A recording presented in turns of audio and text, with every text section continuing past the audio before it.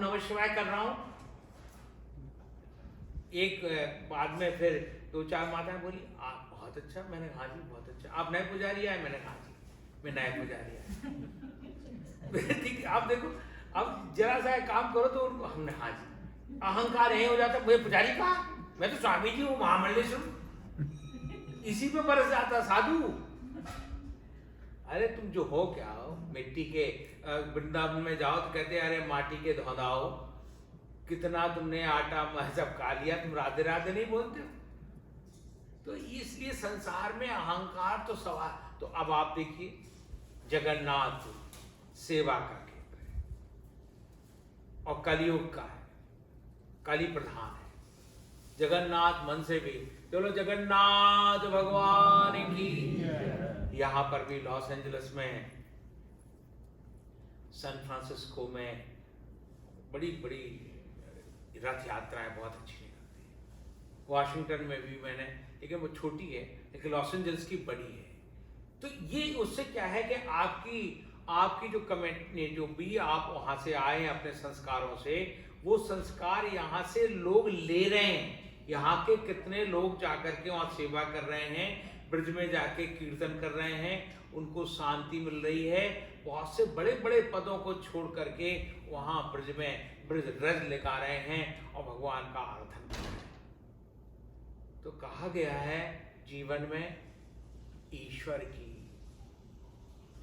8 बजे तक है ना, ईश्वर की ये देखिए चारों धाम आ गए, आपके 4 वेद आ गए, तो आपके 4 आश्रम भी, ब्रह्मचरी, गृहस्थ, वानप्रस्थ और सन्यासी। आपको मालूम है आदमी को कि हर भगवान की तरफ से, ब्रह्मा की तरफ से जब सृष्टि पैदा हुई है, चलो अर्धनारीश्वर भगवान की, भगवान शिव शक्ति ने प्रथम रूप धारण किया है, जिसमें आधे में शिव आधे में शक्ति। तो माता जी ने कहा ये रूप क्या है प्रभु? बोले अब ब्रह्मा सृष्टि का प्रारंभ करेंगे, तो इसलिए हम दोनों को एक रूप में आना पड़ेगा।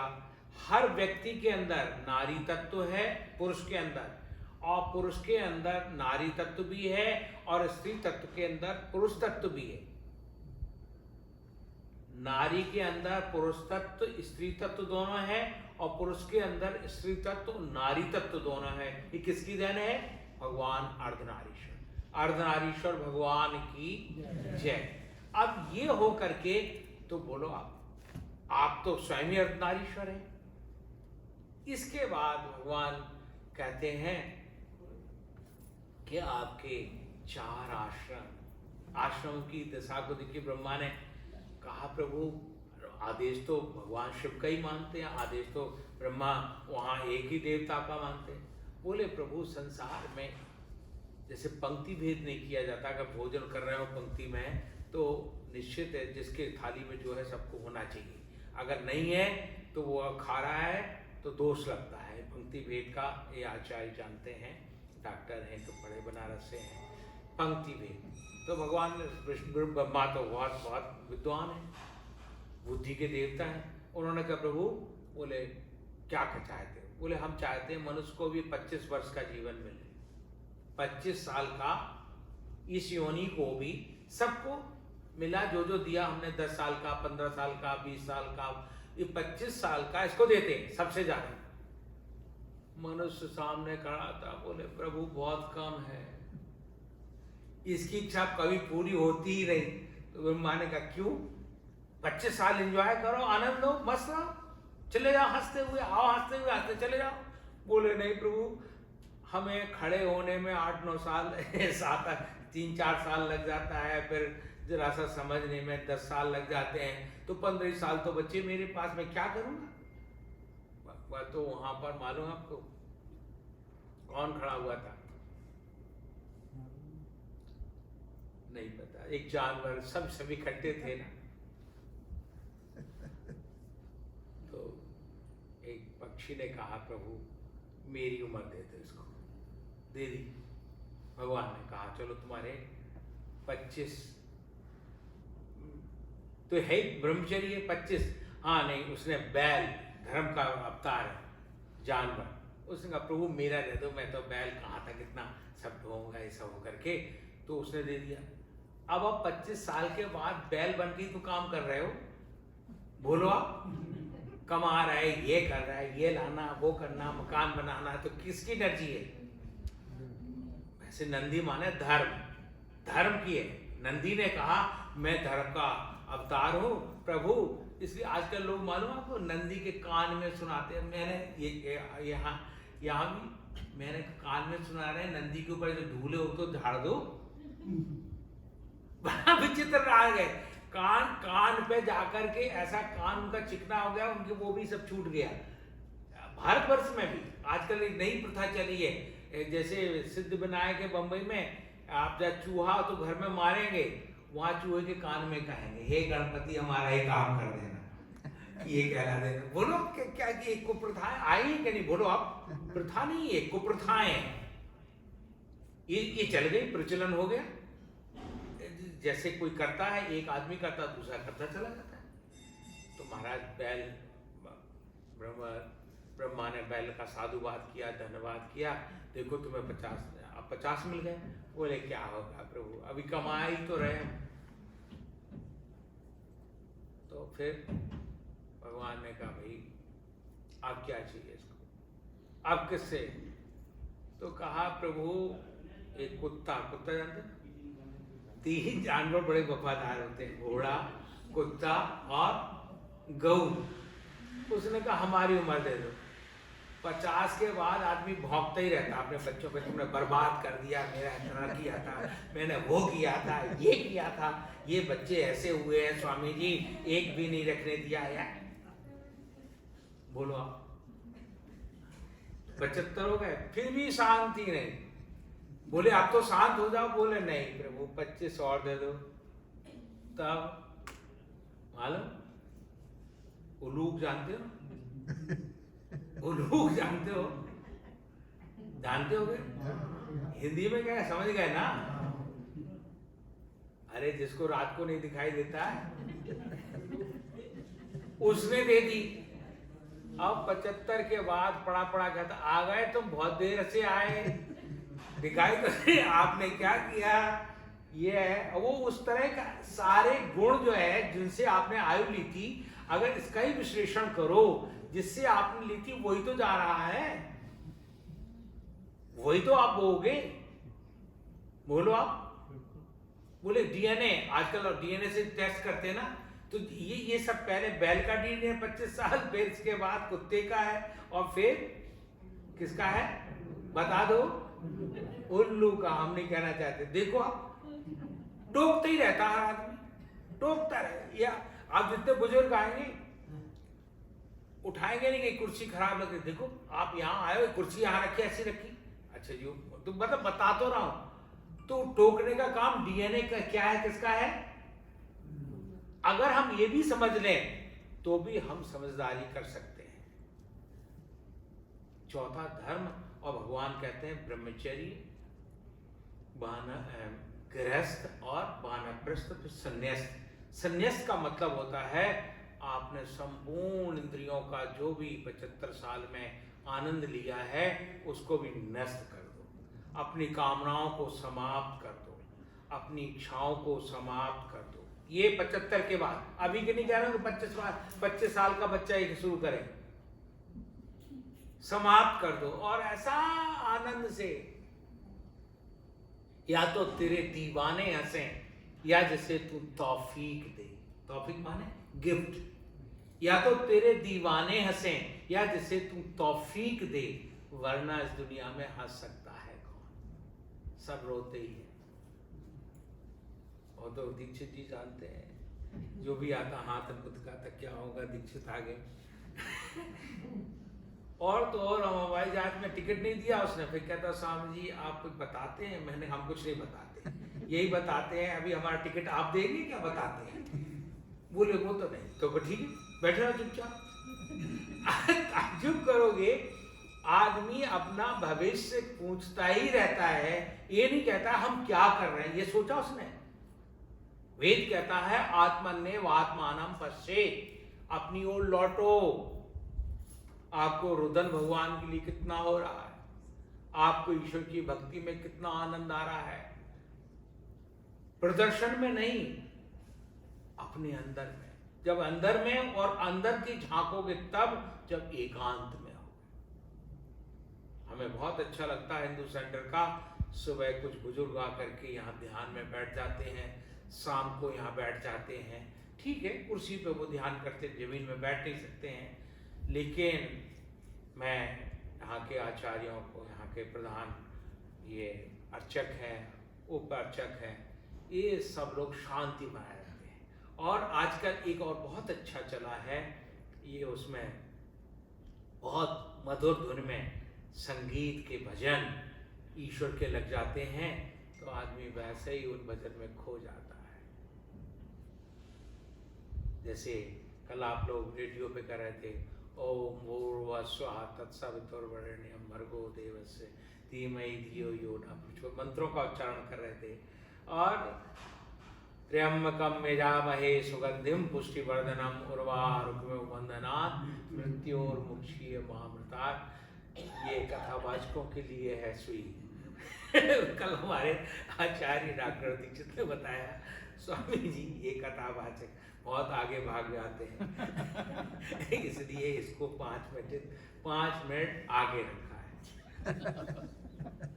है ना आगे जी। तो 5 मिनट आप फिर ध्यान कर लीजिए। इतना सुना आपने, ध्यान से मतलब है कि आप अपने अंदर लौटिए, थोड़ा लौट करके जो सुना है उसमें क्या चीज आचरण में लाएंगे। क्योंकि प्रवचन तो भागवत, अभी तो आज महात्म की बात थी, अभी प्रस्तावना ही शुरू हुई है, कल महात्म सुनाएंगे। और 10 दिन तक 10 महावत आपके पंच प्राण पंच कर्मेंद्रियों को शुद्ध हो जाएंगी। इसलिए इसको देवी महाभागवत पुराण कहा है। इसमें विष्णु चरित्र है, सतयुग का वर्णन है, त्रेता का है, द्वापर का है, कथाएं वही हैं, लेकिन सब कुछ आनंद के साथ में है। इसलिए अब आप लोग 5 मिनट ध्यान कीजिए और मैं भगवती का स्मरण करता हूँ, मैं भी ध्यान में करता हूँ। ओम ज्ञान, हम कीर्तन कराने तो कीर्तन तो होते रहते हैं, इसलिए मैंने सोचा कि मैं मंत्र करके आपको ध्यान में ले जाऊंगा।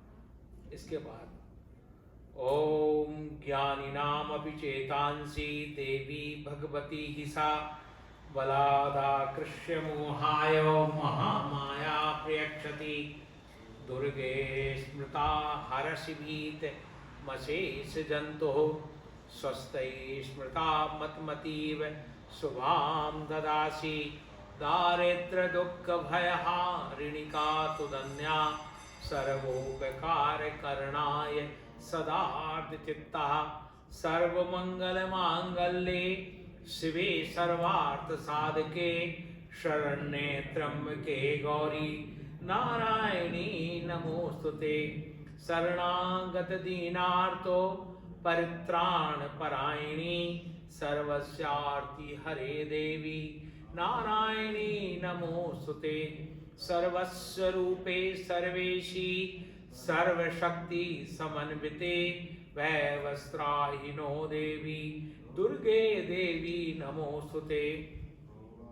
रोगान शेषान पहंसि तुष्टा रुष्टा तु कामान सकलान भीष्टान तुमाश्रितानां न विपन्नराणां त्वामाश्रिता हि श्रयतां प्रयान्ति।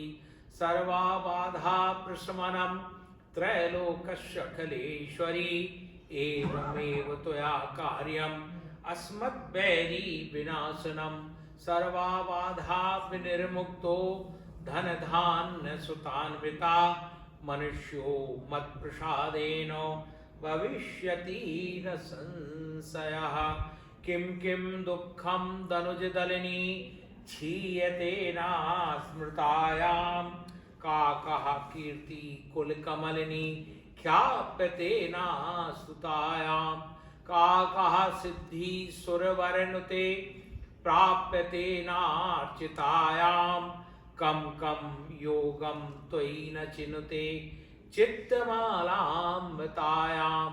त्वं चंद्रिका सस्मितिग्म रुचौ रुचिस्त्वं त्वं चेतनासि पुरुषे पवने बलं त्वं त्वं स्वादुतासु सलिले शिखिनेस्तमूष्मा निस्सारमेव निखिलं त्वदृते यदि स्यात् कालाग्निकोटिरुचिमम्ब सडद् शुद्धौ आप्लाव वनेषु भवति ममृतौ गवृष्टिं श्यामां घनस्तनतटां सकलीकृताघां ध्यायन्त एव जगतां गुरवो भवन्ति विद्याप्रदानसमये शरदेन्दुशुभ्रां लक्ष्मीप्रदानसमये नववेद्रुवाभां विद्वेषवर्गविषये तुतमालनीलां त्वां निर्गुणां परशिवां